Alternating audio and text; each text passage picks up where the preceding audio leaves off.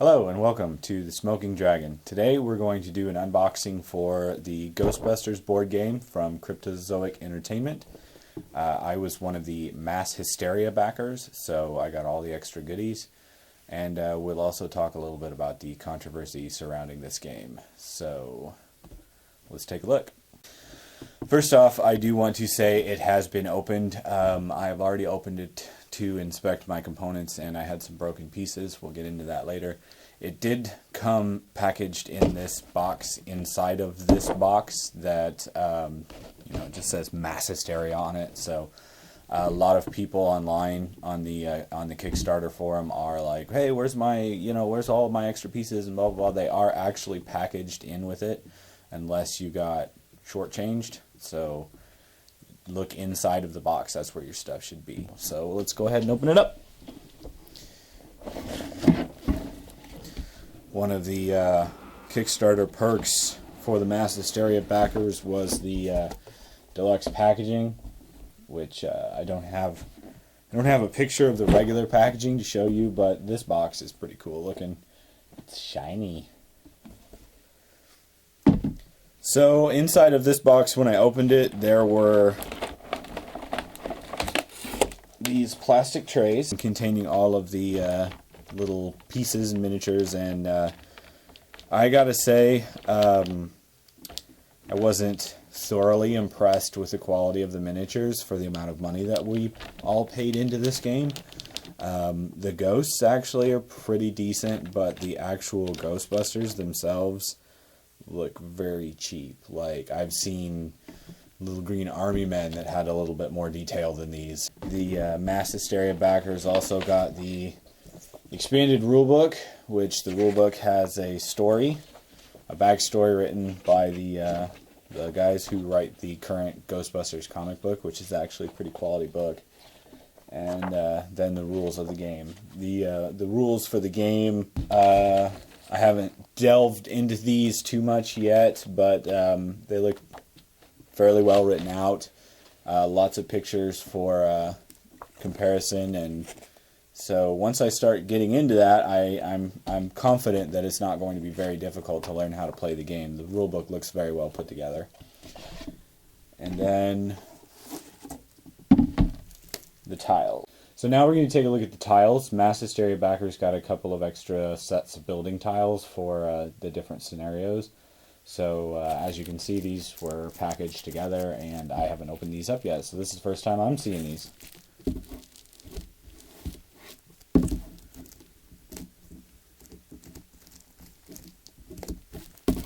Cut.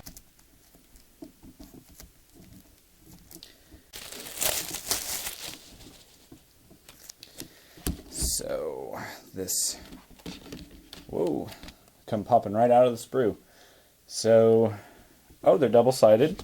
So we got double-sided tiles here. So I'm thinking that this tile is the Shandor building. You'll recognize that from the Ghostbusters movie.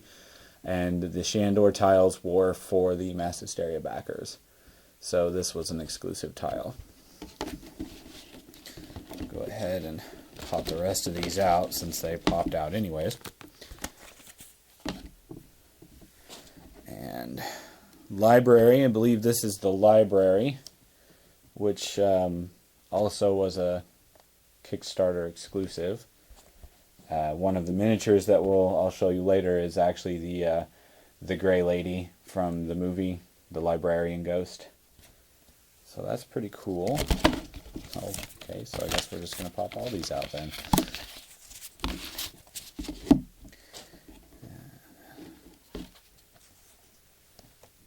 The tiles are actually really nice. Like, the artwork on the tiles is very, very good. It's popping out. You can see, like, oh, this is a bedroom. There's a bed there, and here's the kitchen. It's all tore up. This looks like Dana's apartment, actually. There's her pink chair from the movie. So, the tiles are really nice. I'm very impressed with the tiles. The cardboard is very solid. It's got very little give to it there. And the artwork is great. It pops out. I like that. the park. Looks like the park. And each tile is used in one of the scenarios. So if you're using the scenario with the Gray Lady, for instance, in the library, you'll be using the library tiles. I don't know exactly how the game is set up. I haven't, like I said before, I haven't gone through the rule book, but I am pretty impressed with these tiles. Now, I've played a lot of tile and miniature games, and I can tell you the worst thing is when the tiles are junk, because they will not stay where you put them, or they'll start to curl and they won't line up right. These, I have a feeling these are going to be just fine. They're very sturdy. Part of one of the perks for kickstarting the game was this art print, and it's in the art style from the current Ghostbusters comic book, and it's very cool. I like it. It's gloss, and it's probably going to end up on my wall somewhere. I like that. Alright, now we're going to talk about the miniatures. I mentioned before that the quality of the miniatures wasn't exactly what I was expecting for the cost that Mass Hysteria backers put into the game. And if there are any Mass Hysteria backers out there watching, you know, you may or may not agree with me on this, but I was expecting a little bit more in the quality department, and especially since some of mine arrived damaged. I'm trying not to be, you know, angry about it, but I did spend a lot of money on the game and then waited, and there was a little bit of controversy, and I will go into it very quickly. Backers were told we were going to receive our game by Halloween. Halloween came and gone. We heard very little from Cryptozoic Entertainment, and finally, you know, we get an update that, hey, Ghostbusters the board game, now available at retail stores everywhere. And all of the backers were like, what? So we were pretty upset about it. And there were some backers who were just like, cool, we understand. And there were some very chill backers about it. But a vast majority of the backers were very upset that retail received their copies of the game before backers. And then when we did receive ours, or when I did receive mine, I wasn't very happy with the quality, and I also received broken pieces. And I'm going to go through each layer of the miniatures here, and we get to the one that's broken, I will show you. The first level here has the Ghostbusters. I've shown you Winston already. One of the Kickstarter backer stretch goals was additional Ghostbusters, which I thought that was very cool. My personal favorite of the additional Ghostbusters is the Rookie from the Ghostbusters video game for Xbox 360 and PlayStation 3. The miniatures of the ghosts are actually, they're actually pretty cool. The blue plastic ones anyways. I'm looking at the Gray Lady, the librarian ghost. Now I guess she's the blue lady. She's pretty cool. I'm not going to go through and show you every one of these miniatures because there are a ton of them, but we'll do a quick pan of them. The Gray Lady, or the blue lady, she's floating on top of a stack of books, so that's pretty cool. The blue plastic ones don't actually seem to have too much of the plastic modeling lines, so that's pretty cool. Let's see. Oh, I want to show you my favorite one, which actually, unfortunately, has quite a bit of the plastic lines on it. But I had an absolute ton of the Ghostbusters toys from the original cartoon when I was a child, and my favorite toy was the Fearsome Flush. It is a haunted toilet. And the toy, when you ran it across the floor, it had little wheels, and the bowl mouth would open and do like one of these. I was very excited when I read that they were going to add some of the toys as ghosts for this game, and even more so when they said the Fearsome Flush was going to be one, because he was my favorite, and he's a scary toilet guy. And then let's take a look at a couple others here, and then we'll go to the next level. Slimer, of course. Can't have a Ghostbusters game without Slimer. It's pretty cool. He's on par with the other blue ones. Of course, he's green. A little bit of the modeling lines, but not enough. Not as much as the solid colored ones, like the gray plastic ones or the Ghostbuster ones. Perhaps it's a different kind of plastic they used or something. I don't know. But the retailer backers got a glow-in-the-dark Slimer, so let me just go ahead and say that all of you retailer backers, I'm a little jelly because I want a glow-in-the-dark Slimer. These guys, I believe, are called the Galloping Ghouls. Or no, these are Gruesome Twosomes, I think. And this is one that I had that is not broken, but he is going to break at any moment. They're connected by a thin piece of plastic right here, and this one, if I was to just try to push this up, it's going to pop off. I've bought several plastic miniatures that come out of the package, like pre-painted plastic miniatures, like the Wizard of the Coast Star Wars game or the Dungeons and Dragons miniatures game, and they will be like severely bent one way or the other. And usually you can bend them back with no problem, but I am 100% certain that if I try to bend this back, it's going to snap, which is a problem. So I'm hoping I can get this one replaced, even though it's not technically broken. This is the Boogaloo Manifestations, and we actually get one of these in the 100mm, so we'll show you that one in a minute. But this one is actually pretty cool. I'm surprised with the problems that I've seen so far that none of these little pieces here are bent or broken. They're very thin plastic, but apparently these ones are all fine. Now we've got some more. These little guys here these are the Galloping Ghouls, and they look pretty cool, pretty fearsome. These little guys and the Boogaloo Manifestations and the Gruesome Twosomes, those are all sort of the bread and butter ghosts that you have to fight throughout the game, and then there'll be like a boss ghost. This particular one, just random one that I grabbed out of here, has some seriously nasty excess plastic on here. And, the reason that I'm being a little nitpicky is that I, spent $150 on the game, and, they succeeded in their Kickstarter by a large margin, and then we get subpar pieces. So anyone else who backed that level, I feel your pain. One of the cool Kickstarter perks was we got a little miniature for that. I am so insanely disappointed with this. Like, it is bland. It is scary bland, and really nasty plastic overflow on it, and there's hardly any detail. The bottom of it, which I guess you won't see, just looks really bad, but I'm actually intending on painting this.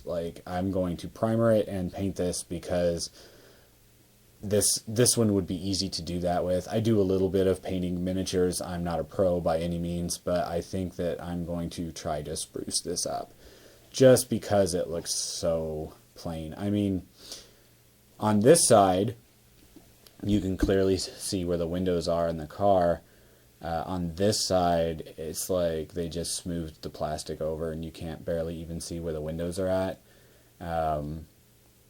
It's like they took the basic idea of the Ecto-1 and made a really crappy dollar store knockoff. I'm pretty disappointed with this. Honestly, this was probably the stretch goal I was most excited to get, and it ended up being just really cheap. So I'm kind of sad. It makes me sad. This is not the Ecto-1 yet.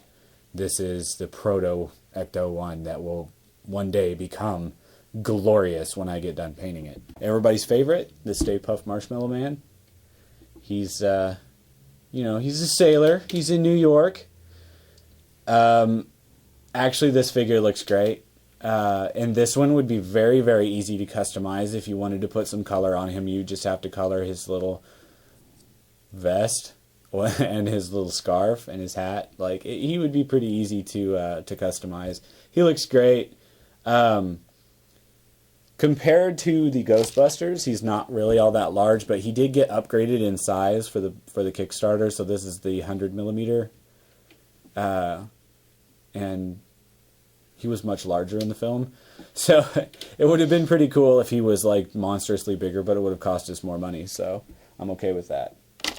Then also we have Angry Stay Puft, and this one is a clear red plastic one, and not so easy to customize if you wanted to customize this one, but still he has like the sort of melty texture here, and he has the angry face because he's mad he's being melted. This one is the Cthulhu one, and he was supposed to be 100mm, and we got an update saying that somehow in the manufacturing process they couldn't make him that size. I was fine with that. He is a much different representation of the dark one that I've ever seen. But he also has, I guess I should have showed this before, but I was waiting. He also has a number of little Cthulhu spawn guys. There's a whole Cthulhu scenario, so you've got little Cthulhu spawn guys, and then the dark one himself. So that's pretty cool. Now, this is where I was a little cheesed. I was already cheesed that we got our game super late, but my great Boogaloo arrived broken. The most recent update that I've received from Cryptozoic and Kickstarter, apparently several people's great Boogaloos were arriving broken. His arm needs to be like right here. Okay, so can I just super glue this back together? Yeah, it would be very easy for me just to take a couple drops of super glue and fix this. Should I have to? Absolutely not. For $150, I personally pledged $150. I should have received quality pieces that were not broken. That being said, the miniature itself is very cool, and I have heard that the shipping company is at least somewhat decent about sending replacements. So if anyone else out there watching received broken pieces, all you have to do is send Ship Naked an email. Ship Naked is the company that shipped the game out. Okay, so the glow-in-the-dark dice are very cool. We've got the dice with the symbols from the psychic guessing cards. I don't know, what is it, a bunch of wavy lines or something?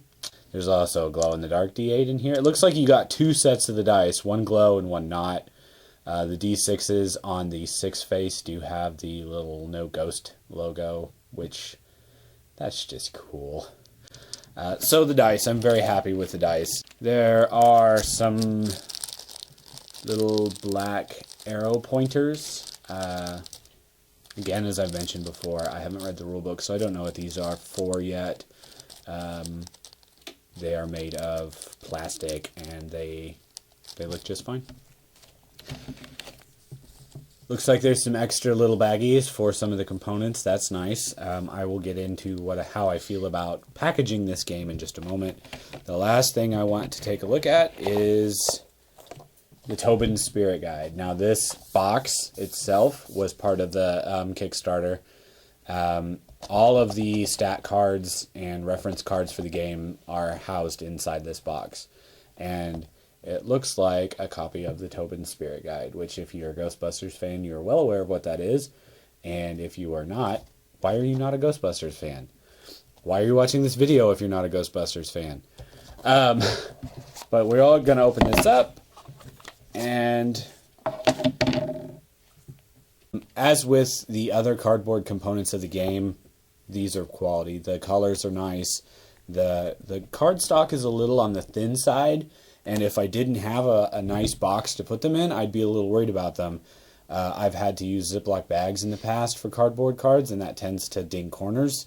I think that in the Tobin Spirit Guide box, these are going to be just fine. I'm not going to go through every one of these cards, but you do have the stat cards for your ghosts. Here's the Galloping Ghoul. It's a class 1.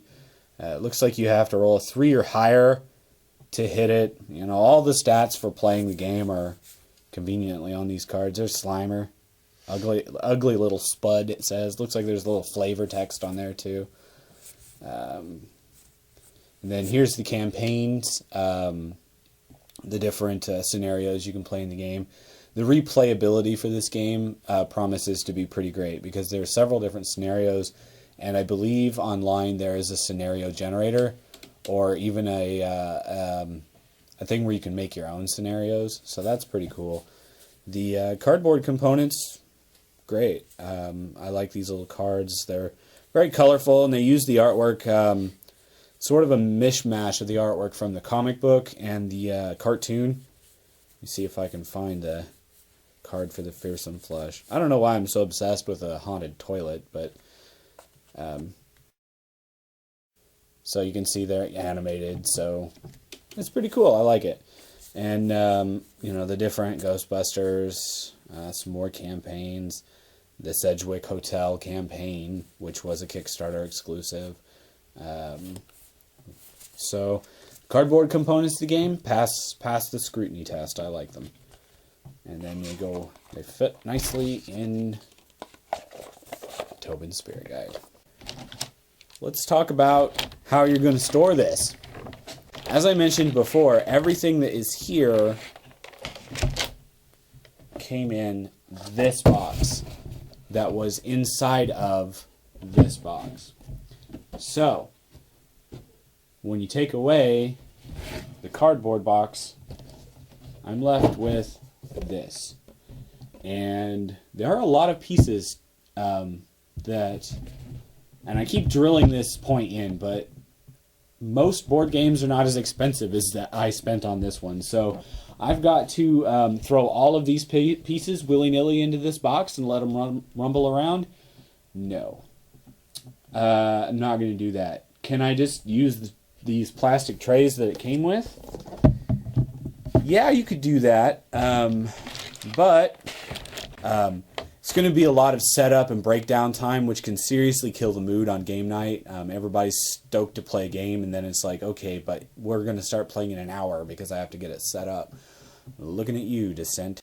What you can do is you can get these little plastic tackle box, toolbox, sewing box type things.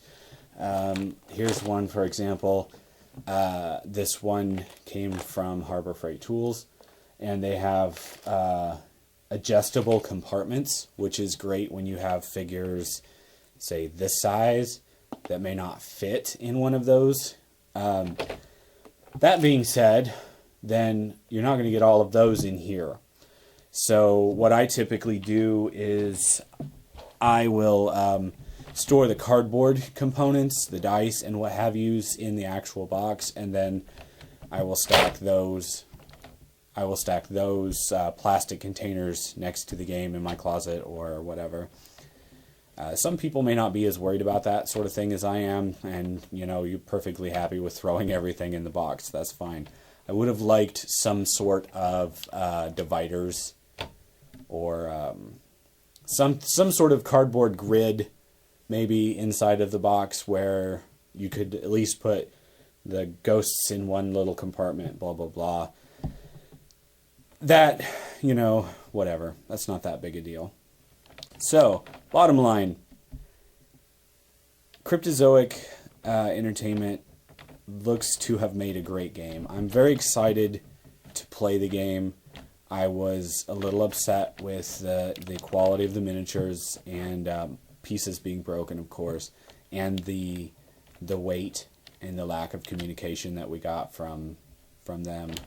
That being said, I'm still very excited for this game. I'm a huge Ghostbusters fan. I've been a Ghostbusters fan since I was a little kid. I will do a review of the game and perhaps some gameplay footage, but I wanted to do the unboxing video first, obviously.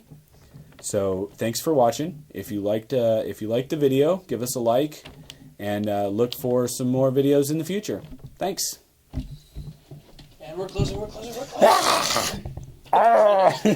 You actually hit me in the nose with the camera.